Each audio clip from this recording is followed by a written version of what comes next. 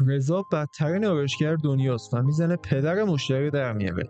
چند دقیقه پیش یه مرد با حجاب وارد مغازش میشه. وقتی مرد کشف حجاب میکنه، رضا از ترس کف و خون قاطی میکنه، چون این مرد خطرناکترین سامورایی شهره.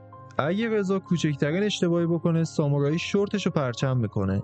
رضا که حسابی ترسیده، شاگردشو به جای خودش میفرسته. شاگردش به آرومی کارو شروع میکنه و همه چی داره خوب پیش میره که یهو گیس سامورایی رو از ته میبره. گیس واسه سامورایی حکم ناموسشو داره. اینا با این کار ناموس طرفو از جا کندن. در این لحظه اینا داشتن ستایی به سرنوشت شومشون فکر میکردن که یهو رضا گیسو برمیداره و پرت میکنه بیرون که مدرکی باقی نمونه. بعد موهای سامورایی رو از بغل میگیره و میکشه به سمت عقب که یه گیس ازش در بیاره. این کارش باعث میشه صورت سامورایی کش بیاد و دکور صورتش به هم بریزه. رضا بالاخره موفق میشه یه بچه گیس از موهاش در بیاره، اما هنوزم کافی نیست. واسه همین شاگردش یه تیکه ان سگ پیدا میکنه و میذاره وسط سرش.